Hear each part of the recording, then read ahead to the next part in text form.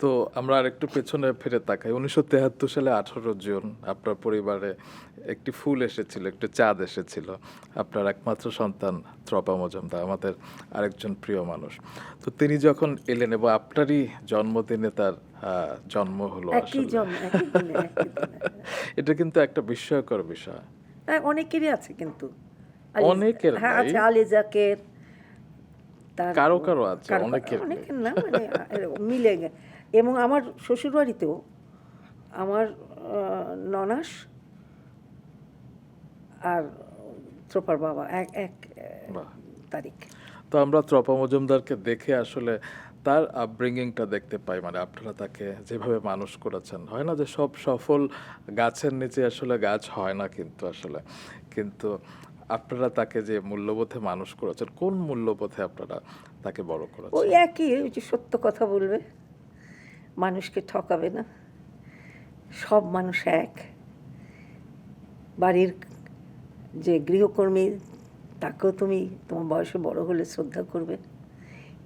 এইগুলো আমার যেমন শেয়ার করা, আমি আমার বাচ্চাকে শিখিয়েছি। অনেকেই বলতো যে ওনার একটা বাচ্চা তো খুব সেলফিশ হবে, সেলফিশের এসও নাই ওর মধ্যে। একদম।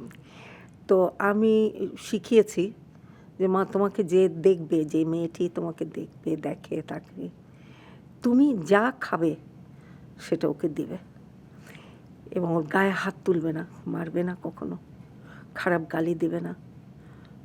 যদি কিছু হয় আমাকে, আমি আসলে বলবে, আর সত্যি কথা বলবে। তো ও একদিন আমাকে ফোন করে বলছে, ছোট তখন,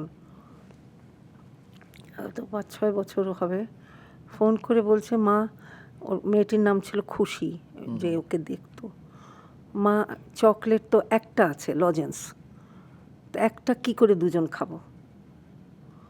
তো আমি শিখিয়েছিলাম যে কাগজের যে ইয়েটা আছে, মুখ দাঁত দিয়ে কাটবে, ভেতরেরটা তোমার থাকবে, বাইরেরটা ওকে দেবে। কি সুন্দর, কি সুন্দর। একদম, মানে তাই করেছে। এবং আমি এত খুশি হয়েছি, আমি বলে, মা, ও খুশি যে এটা সলিউশন হয়েছে। বলছে, মা দিয়েছে, আমি ওকে অর্ধেক, আমি অর্ধেক খেয়েছি। আমার কথাই ছিল যে কোনো কিছু তুমি একা খাবে না। এগুলো তো চারিত্রিক মূল্যবোধ, কিন্তু হয় না যে শিক্ষাটাও তিনি কিভাবে পেলেন? মানে পড়াশোনায় এত ভালো, আমি শুনেছি ফার্স্ট ক্লাস ফার্স্ট হয়েছিলেন সেটা তিনি। ওর ব্রেন। আমি পড়িয়েছি, হ্যাঁ, আমি ইন্টারমিডিয়েট পর্যন্ত আমি পড়িয়েছি। পড়িয়েছে মানে কি, দেখিয়ে দেখিয়ে দিয়েছেন। দিয়েছে, ইয়ে করেছি। যেমন এমনিতে যখন ওর একটা অগাধ বিশ্বাস ছিল যে মা যেটা ইম্পর্ট্যান্ট বলবে সেটা পরীক্ষায় আসবে, এবং এসেছেও অনেক ব্যাপারে। আমি আন্দাজেই বলেছি যে এটা পড়ো, এটা করো, এটা এটা আসতে পারে।